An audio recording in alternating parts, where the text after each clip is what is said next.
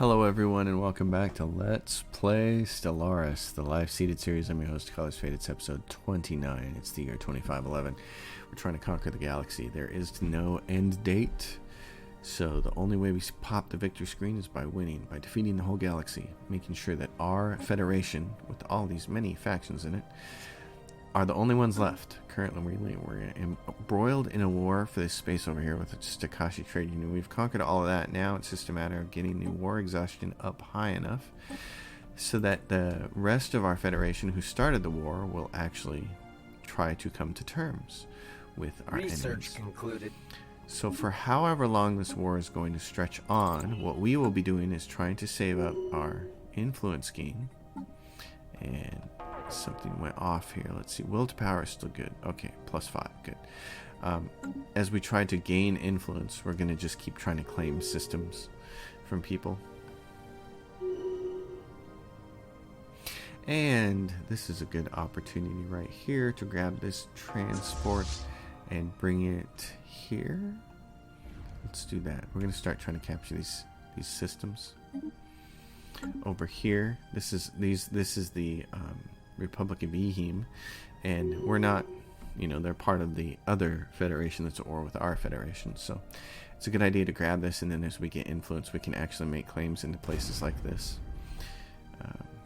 Right here, we don't have enough. We're lacking 40 for a claim there. We can't claim Jap. We need 40 there. We can claim this system, Propus, currently in order of strength, claimed by an unidentified empire and another unidentified empire. I don't know who those would be, but I don't know who's unidentified at this point. Maybe it's holdover from the fallen empires. But we'll move our transports around and try to take these planets from them. Their armies are no match for our armies. And we lost an envoy who automatically gets replaced by someone else. You gentlemen, get that fleet ready. The 10th fleet, you're also there. You don't have a leader. Let's give you one. Another day, another scientific breakthrough. Our science is so strong now. It's absolutely fantastic.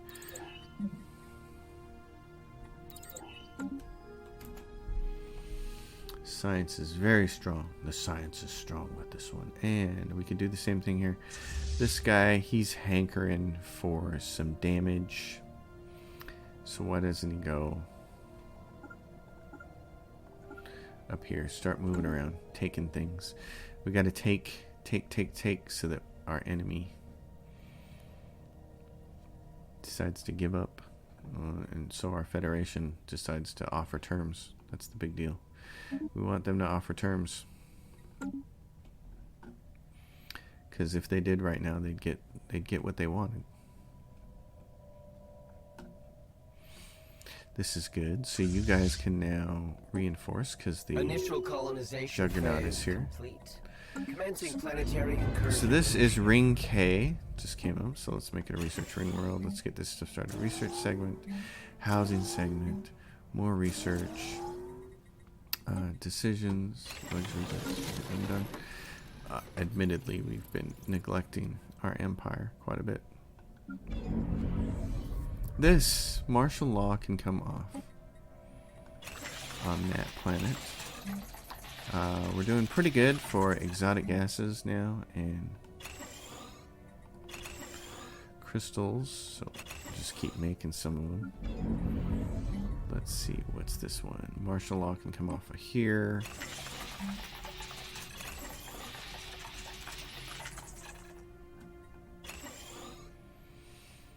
This one still needs its martial law because it doesn't have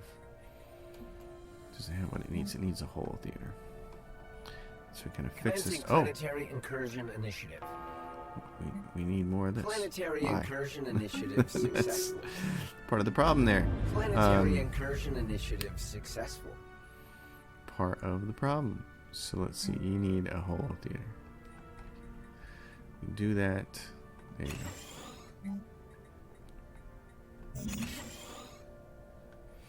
So on my ring worlds, I like to just build all these research ring segments And then we like to get refinery stuff on there, so we're self-sufficient. We don't have to buy it from the galactic market.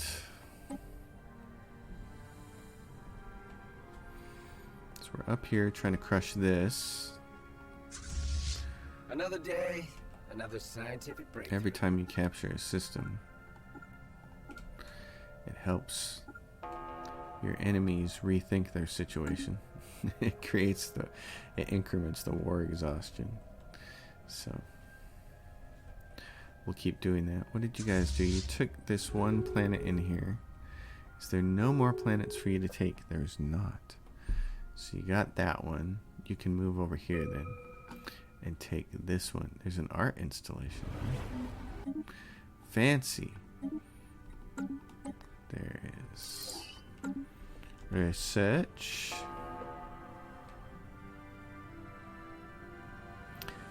This guy, what are you doing? You're just hanging out. Why don't you come down here? Start blowing things up. Let's see how much of this we can take. Research concluded. Over here, because if we can take planets away from them, that would help as well. We're integrating a subject. We have 2 vassals. We're integrating one right now. The other one can start integrating at 2515. Incursion initiative. This guy's done.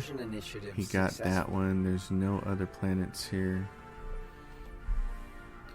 Okay, great. So you guys are just kind of hanging out for a little while. Why don't you move here? Good job, because here's what we can do. We can do you. Move you here, grab that.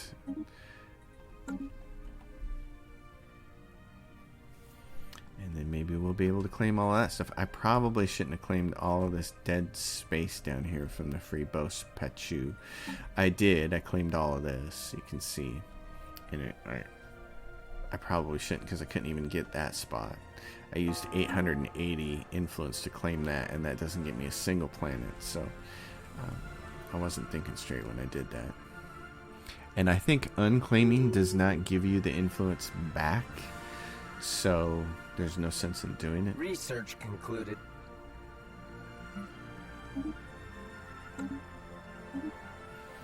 No real sense in doing that. This appears. The Republic of Yihim is up here. I do want this. So, while we're here, Planetary incursion initiative. you go grab this. It would be nice to get these pieces as well, but we again need to just keep clawing out influence to get them. And at some point during this episode, we're gonna have to stop and move all our unemployed pops around again. So it's the end of, but look, we're doing. I mean, look what we're from meager beginnings over here. We now grabbed all of this over here. We've got a patch over here. We've got a patch up here. We've got a patch up here. We've come a long way. This has been a pretty solid game. I like how things have progressed. Research concluded. And our research is really good, really fast. 37K. So the power of staying under your admin cap the whole time and then really just focusing ring worlds on research. I build the ring world so I have a place to put all my pops, but really it's also, primarily it's just, it keeps pushing your research up. It gets so big. Research concluded. It gets so big that all of these repeatables they take 7 months. It's just not. It's not anything substantial. If he decides to go for Nimbus, we're going to have to jump drive it over there to halt that nonsense.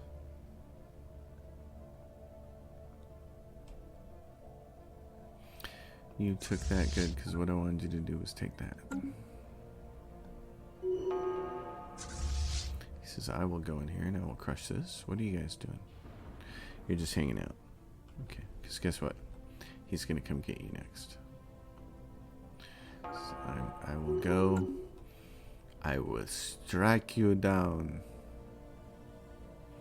61% war exhaustion.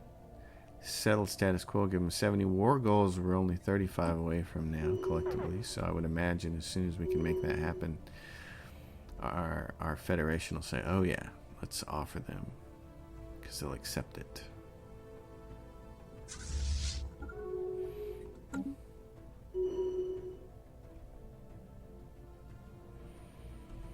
And as we get closer to that number, then I want to be able to claim some of this stuff. So Jap would be a good one to claim up here.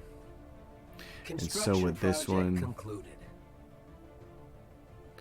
What's it going to cost to claim this? 160. I probably want to claim these as soon as I can. Research concluded.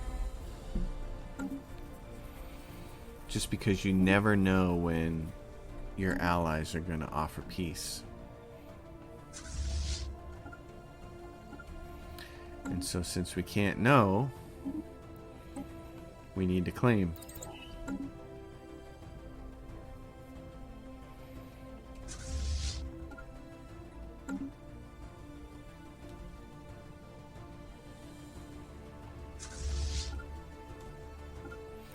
Do that, and that will get this all worked in, and we can send this group of troops down here to grab from here. There's one planet here, Stellar Broodness, so we could come take that.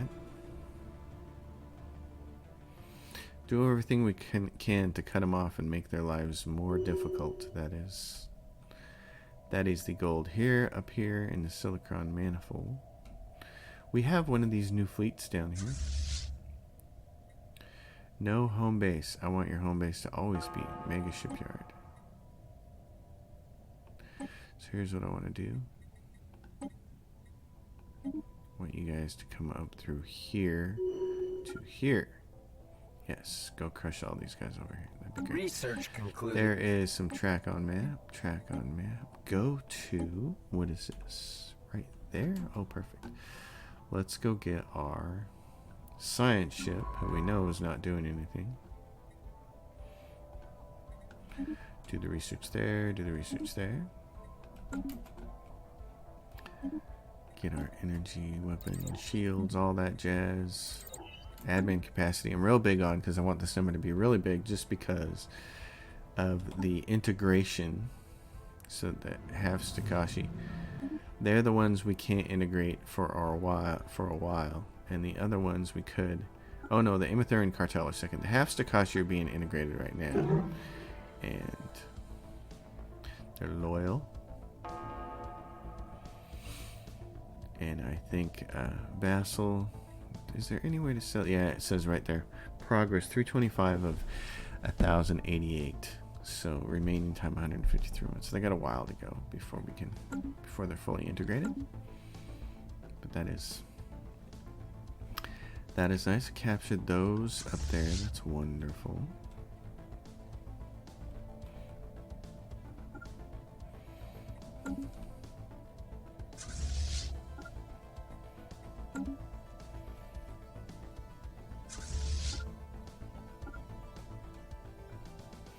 Yes, extend, please. That would be great. Extend our contract. Now let's look and see. These are terraforming. We've been terraforming all our worlds into Gaia worlds so that we can move citizens around as much as we would like to.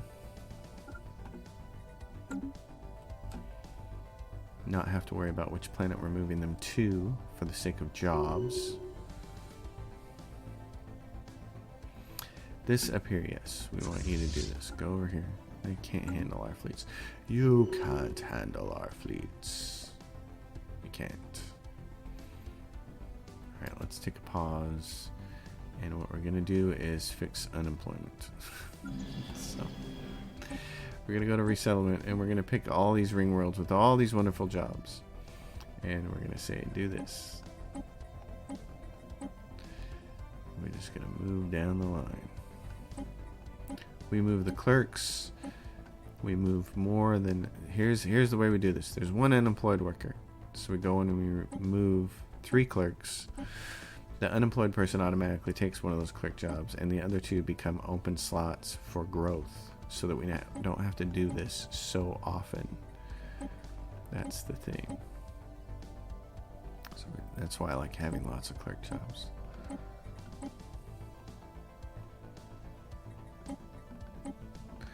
So ring G, let's see. Let's move to a different ring world now, because I'm pretty sure ring G is getting used to running up his numbers there. He's going to run out of jobs. Do this and put our people to work. Criminal. Oh, we have a criminal. That's funny. We can move him somewhere else. Can we send him to a neighboring system? Go to the half Bos Pachu criminal. Go take them out.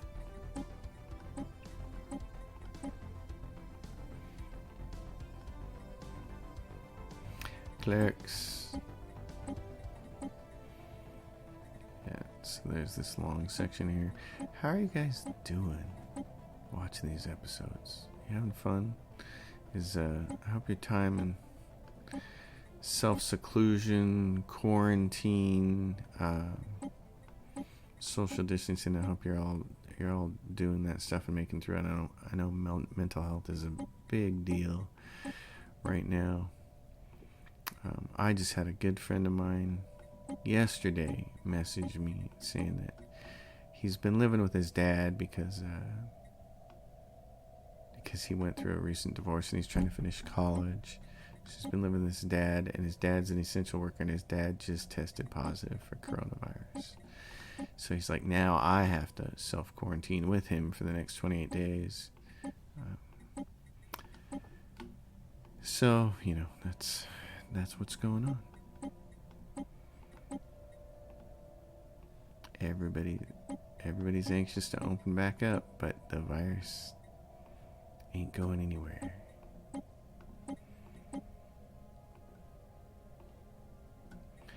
So I'm really, even though I've got like 1,000 things on my plate right now, I'm really trying to be cognizant of the fact that I know you folks come here and watch this channel for your entertainment, So I'm trying to. Some days I'm like, oh, do I want to do any recordings today? I got so much else to do. But I know putting out the content like this, at least trying to get one video of something out every single day, helps people. It's really helpful for folks. I've heard from so many of you who are just like, thank you. So, believe me, I'm aware. It's really weird looking at the numbers of hours of people watching my videos and thinking about how big some of those numbers are. It's like I'm a little television station here. FM DJ radio. Really, that's kind of what we are. It's more like what we are anyway. See, we put too many on I here now. It's got 10 unemployed pops. We're going to have to move those over. Because I was babbling.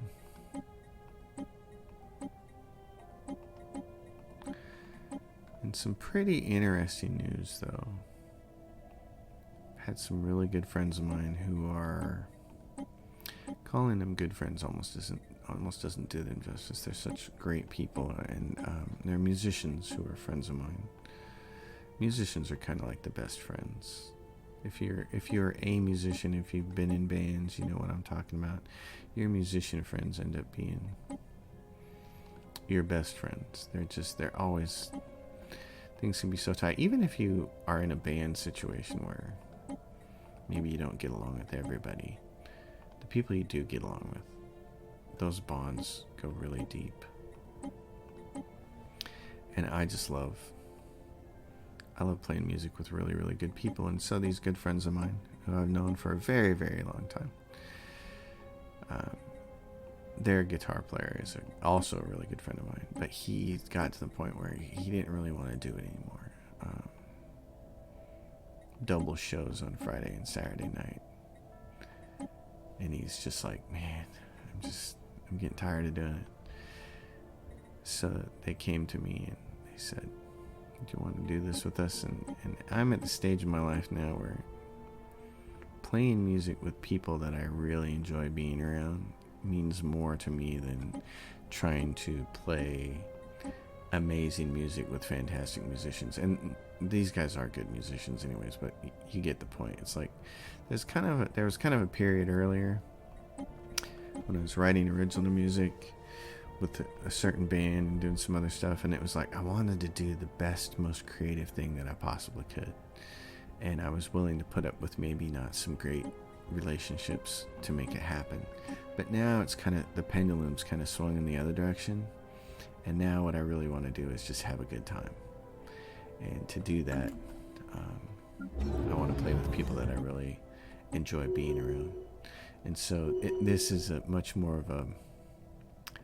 of a party band. Go play down at your bar or club for 4.5 hours, 5 hours, and get everybody up on the dance floor dancing kind of band. And I think that's going to be a lot of fun, because I haven't done that in a long time. One of the bands that I was in for a long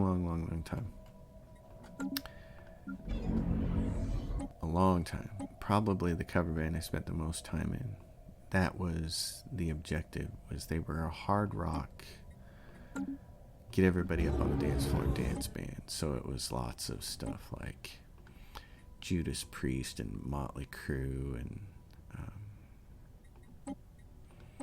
AC/DC. AC/DC always goes over big pretty much anywhere you go. And so, but this band has a female lead singer, so we have lots of other really cool stuff going on, and I really like that. I think it's going to be a lot of fun. So that's one of those things that once you get into a band, no matter how many songs you know, you're not going to know everything that band is doing. And in fact, they have a ton of stuff on their list that I know, and they have a ton of stuff that I don't know. And when you're talking anywhere between 75 to 150 songs and you only know half of them, that's a big deal. That means a lot of woodshedding. So I'm sitting here this weekend looking at my situation saying, okay, I'm going to do a couple of episodes of this, but then I have got to start woodshedding these songs that I don't know. I got to start getting them worked up. I got to start getting them to where I know them, because the first rehearsals are going to be soon. And that's the thing with the coronavirus and COVID going on. We're not booking shows. But it's like, but the thought is, that at some point in time down the road, it's going to be safe to do so. We just don't know when and where and what that's going to look like. So it makes sense to start working up the music now with the four of us in a basement, knowing that we've all either been tested or not been exposed yet, or whatever. It's like, gosh, I mean, I could sit here in my house and be a complete hermit like I've been doing 100%, or I could, at least for my own sanity, go play some music with my friends in anticipation that hopefully someday down the road we'll be able to make some really good music and have a good time when things are safe.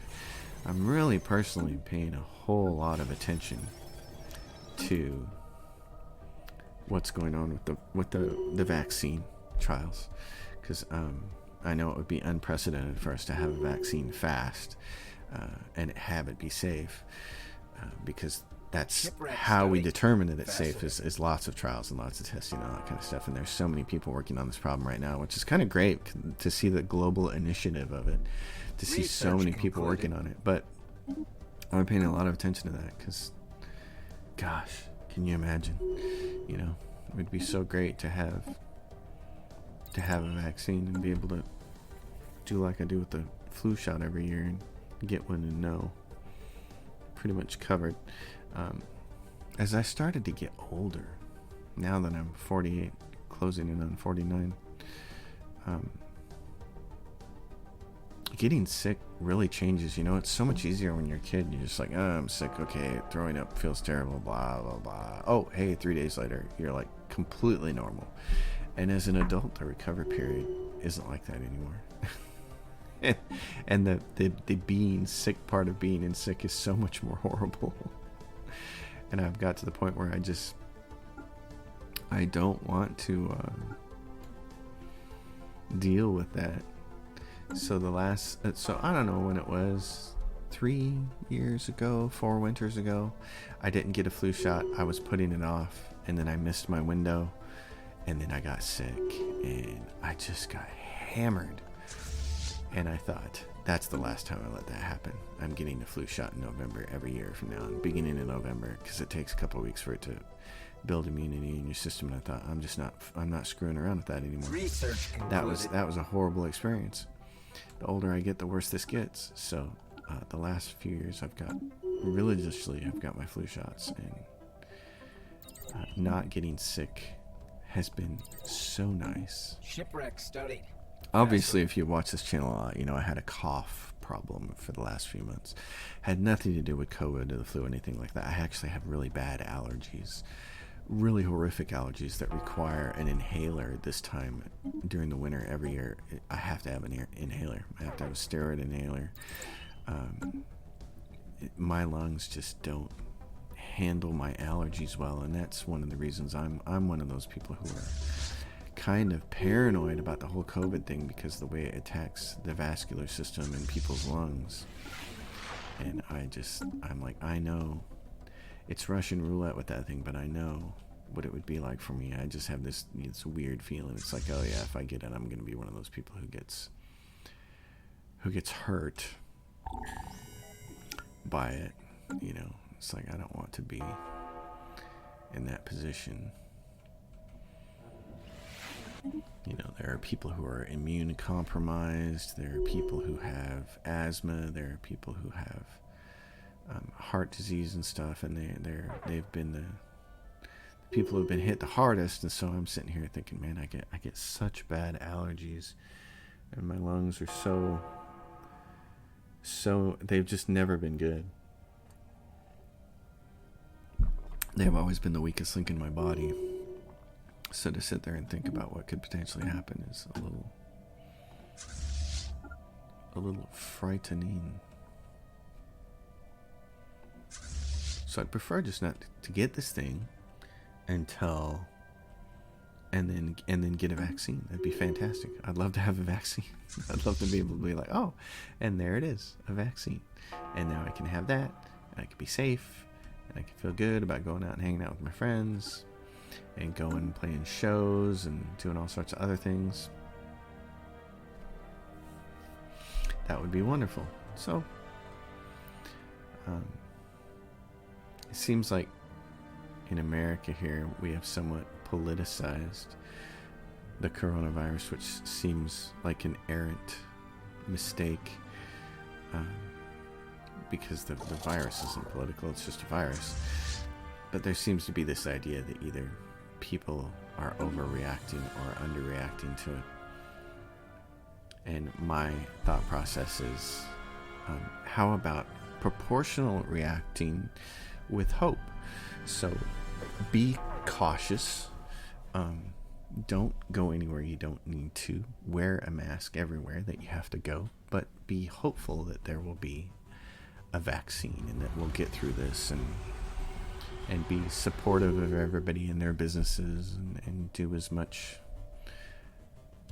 buying takeout and online and patronage and all that kind of stuff as we possibly can, so that as many people as we care about can get through this thing. And let's just keep looking for the other side, being hopeful about it, knowing that it will come. We just don't know exactly when it'll be here or what it'll look like, but Research concluded. it seems like our society has gotten more and more these days, has just become a society of extreme reactions, and the measured approach has gotten lost somehow. And Not a fan of that. Losing that. Research concluded. I think it's okay to be measured. I think it's okay to say, no, I'm going to use all the information at my disposal. I'm going to be rational. I'm going to really lean heavily on what science is telling us, and I'm just going to be responsible and hopeful. I think if we do those two things, we'll be in better shape than if we don't.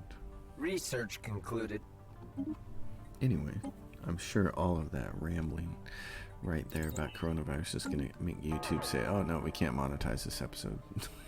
No commercials for you. I noticed one of my episodes somewhere said limited ads, and I didn't sit down and listen to the episode to figure out what it was. But every single time, I don't know if you people know this who watch this, but every single time I upload a video, now that I have over 1,000 subscribers, now that we're inching on, we're creeping up to 6,000, which has been really cool. Every time I upload a video now, I get to turn on advertising, and I try not to do the most horrific, intrusive stuff for you folks. I try to do the things that you can click through. Start of the video, you can click through it, 5 seconds, you know. I don't try to do ads that pop up in the middle of the video or ads that you can't click through. I don't want to go there if I don't have to, because I know how annoying that can be to a degree.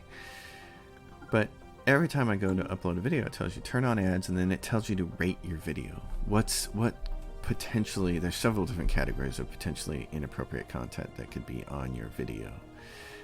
So they want you to self-rate it, and I always mark the little drop-down option that says light cursing, hell and damn and things like that. And of course it was pretty interesting reading a lot of the text from Battletech, because there was quite a bit of cursing in that I wouldn't have said normally. But I wanted to be accurate reading the text. So every time I was reading that, I was thinking, man, are they gonna not monetize it because I said shit? Is that what they're gonna do? I K J A B C D E F G H I J K L L M N O P. All right. Remember, we also have to do the alphabet like that. I have to. I got that little song stuck in my head, and that's the way I have to do it. But at any rate, to get back to the train of thought about the advertising, I have to self-rate. That's what we're all doing right now. We're self-rating, and the more accurate you are with your self-rating, YouTube tells you, okay, that means you can get your videos approved for advertising faster. And I thought, well, I intentionally try not to curse too much on my channel, just so that I can make my self-rating easy, so I can say, oh yeah, I know, it does this. I don't talk about anything that's inappropriate. I don't talk about anything that's inappropriate for younger people, hopefully. I try not to do anything that can get my advertising dinged between the Boki Hive and the Free Bows Pachu. And so then it shocked me the first time I got a video that showed up and it said, oh yeah, your advertising is limited because of something you said on that video. And I thought, I wonder what that could be. And the only thing I could think of was maybe some talk about COVID. Maybe YouTube has a thing going on where they don't want you talking about it. But I haven't actually sat down and watched the video to figure out what I said, so I probably should do that so I don't make the same mistake twice. The caramel embraces cybernetics. And it's just because the advertising isn't a lot of money at all coming in, but it's a nice little bit of money that I still want to somehow get some kind of contest going on to get somebody out there, or some buddies, 2 or 3 people would be really nice. Some game codes would be great. So I'm still looking at how to do that, because there's all these rules that you gotta post and follow and all these other things, and what would be the best way to do it. And I'm just thinking just a couple of game codes and give them away. But I want to do that. But the money's nice because it does things like allows me to buy this brand new FM radio microphone to make my channel not suck so much. Because I want it to be as good as possible. I want this channel to succeed because we put good content out here that you folks like watching. Why can't I go around there? That makes no sense. What's going on here? Oh, it's got all these planets. Wonder if I should try and conquer that or not. We're at 100% war exhaustion. We're at minus 166 for achieving the war goals, which is a little strange because we were at like minus 30 earlier. Another day, another scientific breakthrough. So that's a little weird. That it actually went worse. I'm wondering what's happening with that. So I don't know what they want to do about that, or Federation, what their feelings are about that. Let's see. We claimed Jap, and I would like to claim Propus, and I'd like to claim this. These are 160. I want the one with the worlds, because the sooner we get rid of them, the sooner we get rid of all the worlds, the sooner they go away. So I want to get all these up here. That'd be great. So it's like we got to crank out influence, man. It's a really slow going process.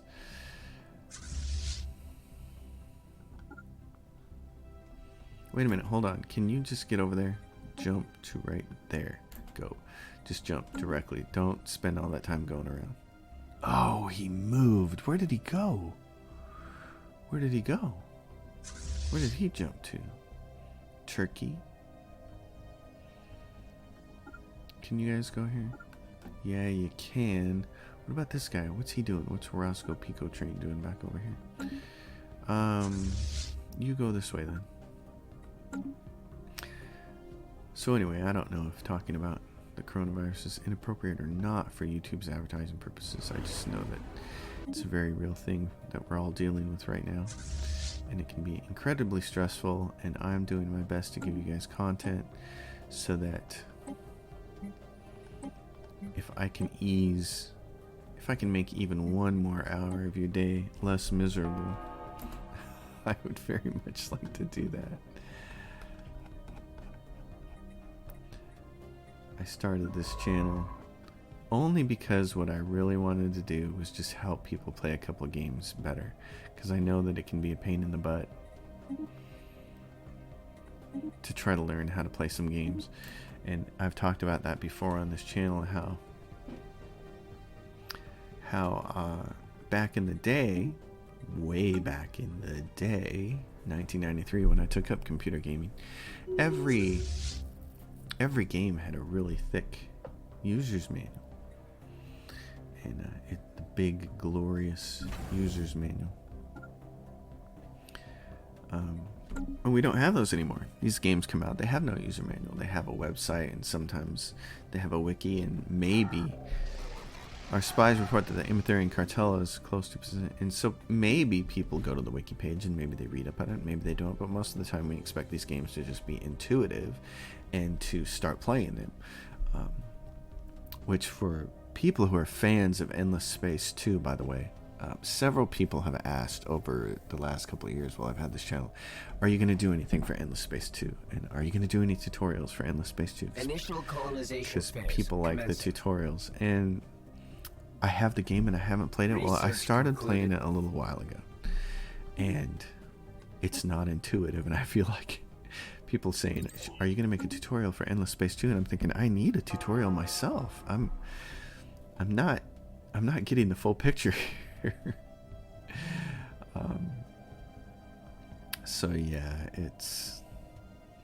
I would like to play more Endless Space and get a good feeling for how to play that game. I think that my money went negative because that month it bought alloys. And I would like to do some Endless Space 2 on this channel because I think it could be really fun. What is going on with this one? What is going on with this? Oh, he doesn't have a Titan because he has what? Too many Corvettes? Okay, hold on. You're going to get rid of that then. Here's what you're going to do. You're going to do this. That's why those Corvettes kept getting built. The Titans kept getting built and they kept getting orphaned, and it was because the numbers didn't jive somehow. Research concluded. Anyway. Yeah, so Endless Space. People have asked about it. I want to play it. I want to get a feel for what it's like. I've just always been a big fan of 4X games that take place in space. And here's what we're going to do with you. We're just going to jump you right there. They take a 50% hit to offense, but he's a 74,000 fleet, but we're a 377. So I want to get over there and get that guy. Yeah, I love 4X games. I love 4X in space. I don't like so much 4X games that aren't space games. The last 4X game, well, I'll tell you. There's been 2 4X games that I've played that are not space games that I liked. And here's how old they are, and here how old I am. I really liked Civ 2 when it came out, and I played the dickens out of that game. I played a lot of Civilization 2. And then I got a hold of Masters of Magic, which is... oh, it was just so much fun. And now there's been a game by Stardock, the company that makes Galactic Civilization 3, which is one of those other games that gets played a lot on my channel. And they have a game called, I think it's Fallen Enchantress. I have it. I've played it a little bit. I haven't played it a lot. And it's, it's supposed to be that game that... it's supposed to be a game that has that Masters of Magic spiritual successor kind of thing to it. But it uses, a lot of the same kinds of graphics and mechanics as Civ 5. And I just haven't been able to get into it yet. And I don't know if that's because I don't know enough about the game yet for it to really trap me. But it certainly hasn't been as addicting to me and as interesting as Stellaris and Galactic Civilizations 3 were. And if Endless Space ended up being good, that would be really cool as well.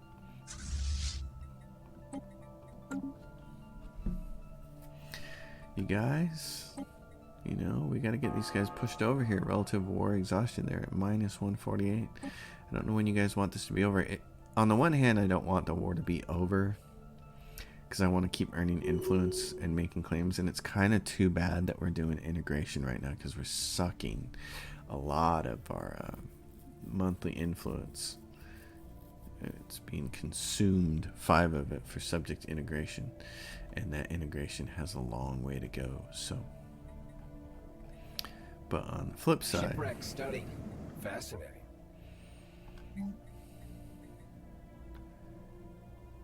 Let's see, it's good. On the flip side, I would kind of like the war to be over. I'm not going to put growth on this planet. I'm not going to put growth on any of these planets. There's no reason.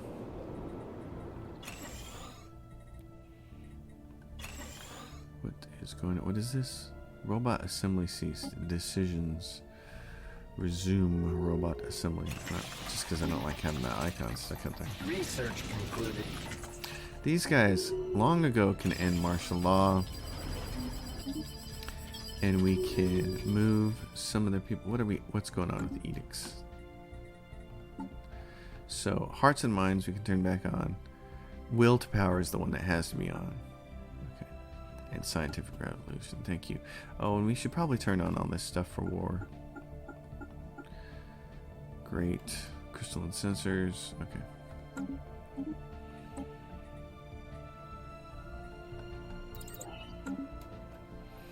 Alright, we're going to have to deal with this mess again of unemployment. Let's take a look at our ring worlds. What are we looking at for rare resources? We are, oh good, everything's in the double digits now and in the 20s. That's awesome. Volatile modes gas is sweet. Okay. That's really good. On these research ring worlds, we need to make sure that to boost the research, we get the Research Institute down. And then because we're behind on exotic gases, let's do that. Ring H, same thing, get that Galactic Stock Exchange down, get the Research Institute down.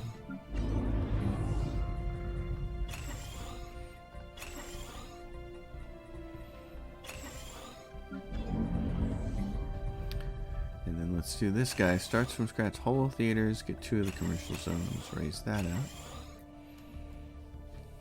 Oh, and then, yeah, martial law on this one can be turned off.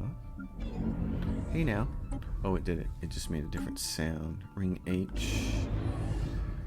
They still have terror victims. Well, spiritualist ethic attraction. Alright, building jobs there. Let's see what we can do.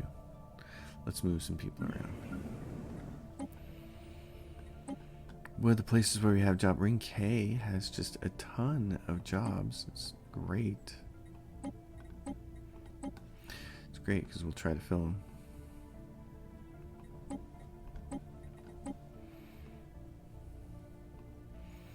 What I'm really trying to do is figure out what I want to do next on this channel, because there's a part of me is excited about moving to 2.7 whatever and seeing the changes here in Stellaris and playing driven assimilators. I want to play the Borg. I also really just want to, for fun's sake, run through XCOM 2 on this channel, or The Chosen, because it's a game that I've just enjoyed playing so much. Not on Legendary though. I don't know how people play that on Legendary. I've watched it. I don't watch YouTube videos of other people playing games. It's just not something I do, unless they're going to show me something in it, like a tutorial or a small short video that's really going to help my own gameplay for a particular game. And so I sat down and watched how people beat missions on Legendary, because I thought, I really want the Legendary achievement. I want to get through the game and I want to beat XCOM 2 on Legendary. And I did that, but I had to save and load a lot. And then I thought, well, I really want to do it in an Iron Man mode and just plow through it and be really excellent at it. So I watched some people's videos, and I still to this day can't play the game on Legendary like they do. I just can't do it. I've come to the conclusion there are just certain games for which I really enjoy playing them, but I'm not a very good player. Like, I've never played more than 10 minutes of Dark Souls, and I think if I tried to play any of the Dark Souls games for any length of time, I would probably become madly frustrated. Those games are unique. It's a unique kind of game that came out, in my mind. It came out recently. Now, it's probably been longer than a decade, but since I started PC gaming in 1993, I consider that sort of game new. That sort of third person run around on the screen doing a lot of dodging and rolling away from enemies and then periodically striking them. These big boss mob fights. That sort of game seemed to me to be something new. You know, I don't recall having that in 1993 and 1997, back when I was starting to play a lot of PC games. It just seems recent to me. I'm sure anybody who played Demon Souls and Dark Souls will tell you, oh no, it's been around forever. And I'm sure they'd be right, but it seems new to me. And it's, in the little exposure I've had to it, I've established a couple of things. And one is that I suck at those games. I'm much more of a role player and a party-based role player. That's why I loved Battletech, because at its heart, it's a role-playing game. That's why I like Divinity Original Sin 2, because at the heart, it's a team-based role-playing game. Those turn-based role-playing games are so amazing. And even the pause with real-time games that I started out on, Baldur's Gate 1 and Baldur's Gate 2, and then later Pillars of Eternity. I love those games. I love the strategy. I love the tactics. I love trying to get a whole team of people to, of your whole team to work together in a way that is really awesome, and so that you can pull off death in a way that's very satisfying because everybody in your team worked together to make it happen. I think maybe no role-playing game has ever done that as well as the Divinity Original Sin 2 games. Some of that also in the Dragon Age Origin game was very good. The sequels not so much, but Origins was amazing. But Divinity Original Sin 2 was just so satisfying to play, where certain characters are doing crowd control and you're just trying to get the enemies lined up in a certain way so that you can attack them in a certain order so you can finish them all off, and then boom, boom, boom, boom, here comes the Red Prince with all his fire and he just torches everything and people die horribly, and you're like, yeah, that's teamwork, baby. And Battletech provided a lot of that too with Battletech provided a whole lot of that, which I thought was really cool. And I'm going to strip a bunch of evasion off of these one guys, and then I'm going to finish him off with the Annihilator. The Elegate's active. Great. Good job. Okay, guys. That created another problem. Oh, thanks for doing this. Denizens of the galaxy, greetings from the Desanu Consonants. Eons ago, we oversaw the construction of the gateways and Elegates that you may have seen abandoned. Our intention was to build a galactic network of such devices, but alas, a horrible mistake rendered the Elegates unusable, stranding us in our home cluster. But this age of isolation has finally come to an end thanks to the clever scientists of the Serene Helvan Nation. Now that the Elegates are active again, we invite everyone to make free use of them to shorten galactic travel times. Our star cluster is open to everyone, except for the Sarga system. Do not go there. Oh. So they're kind of like friendly. Interesting. Okay. Well then. That's nice. Interesting. Well, the Elegates are open, so there it is. Do we want to send a science ship up there? There's a bunch of ships up there, and they're all kind of friendly, aren't they? Wow. The Sarga system, that's that one. Well, we're not going to go there, but I would like to grab a ship and start going in. Science ship. Why don't you do some survey? Just survey this whole thing. It's always the same Elegate, so why don't you do this, and then that's nice. I've never seen the friendly version of the Elegate before. It's always something red and explosive coming through there. But anyway, getting back to the Dark Souls thing. Oh, the Horizon Signal. Well, I won't be able to get back there yet.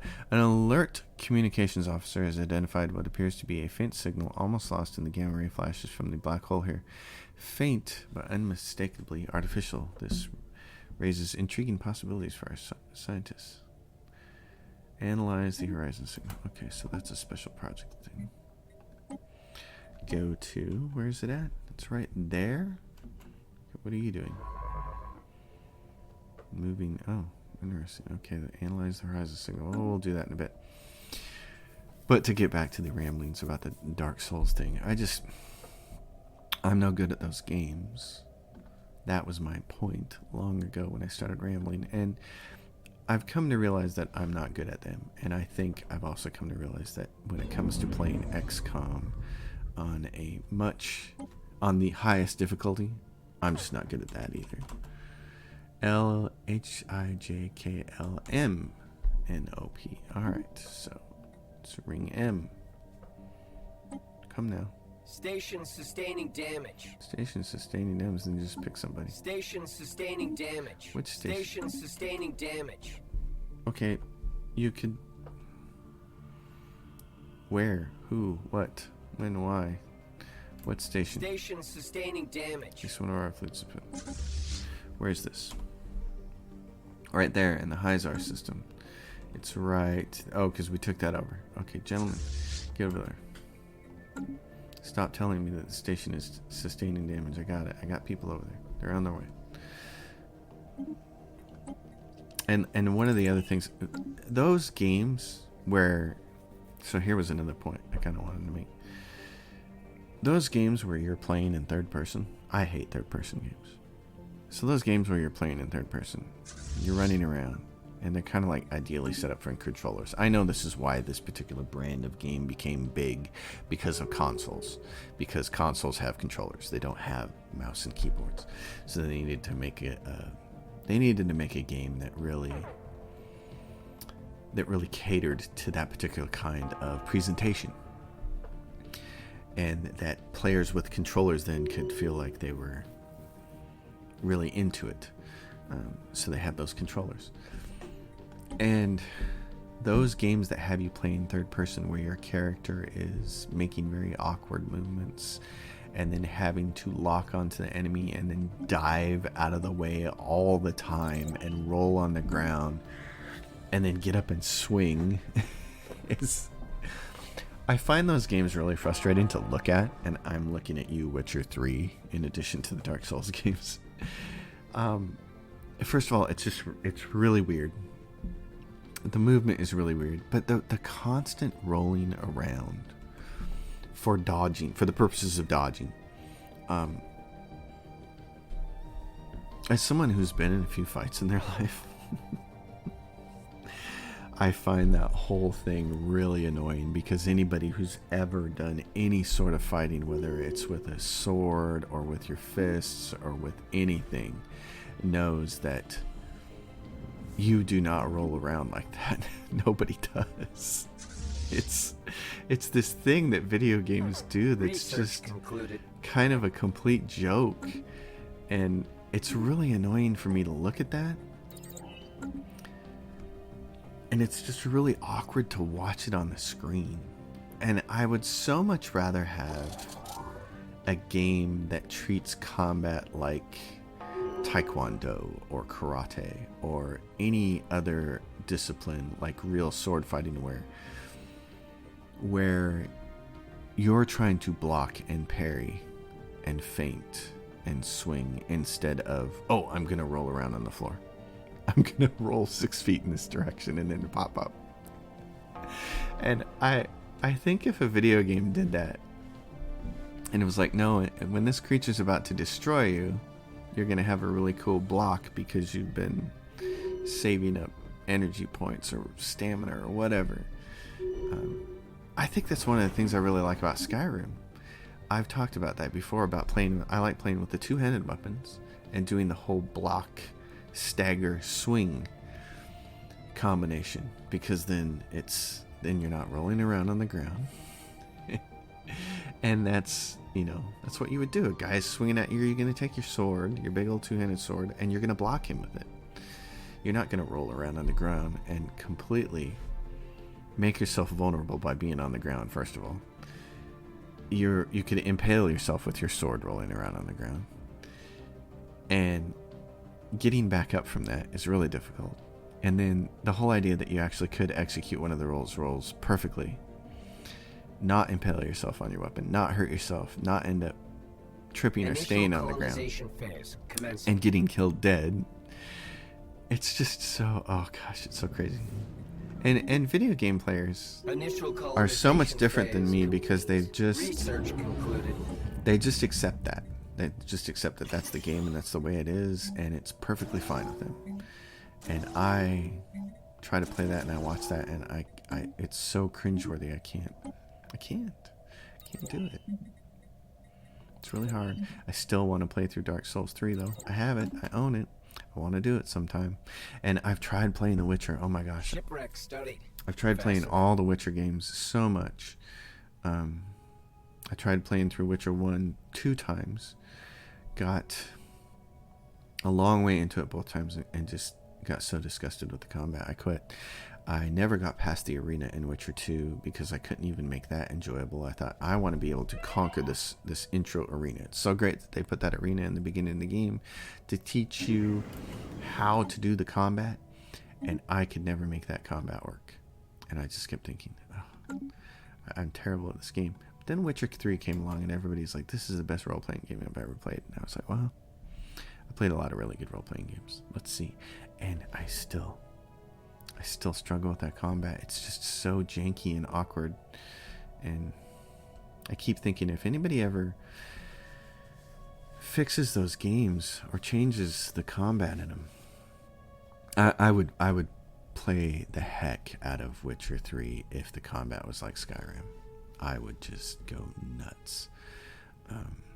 First person, no third person. I don't need to see the back of Geralt the whole time, blocking up a sixth of my screen. I don't need to see him rolling on the ground. I would like to just be able to block, you know. But it is one of those weird games where, like, I had to get online and watch a YouTube video of a guy fighting like 8 enemies at one time to show you why you're spending all your time rolling away from enemies with Geralt. And I thought this is like the weirdest type of fighting in the world. You just spend all your time rolling away and then making a swing, and then roll, swing, roll, swing, and cast a spell, cast Ard or whatever, and then roll, and it's like roll your boat. It's just kind of nuts. Oh, wait a minute. So what happened here? Nothing happened. Okay, I was looking at something. It's going to be the end of the episode, and I've rambled. This is the Rambler episode. I'm waiting for these guys to end this war. They're not going to. We're at 146. We're going to be able to claim another spot up here soon, I think, which would be good. So I'm going to end this episode, folks. As always, I hope you guys dig it. I'm really rambling a lot these last couple episodes. Thanks for watching. As always, give it a thumbs up if you like the channel. Subscribe if you have a question or comment. Drop it down below. And if you want to support the channel, my Patreon's listed in the description below. Stellaris, we're in the middle of war. I really want to conquer this galaxy. I want to see the victory screen pop at the end. We gotta crush some of these other empires, and it's taking time. All right, see you next time. Thanks for watching.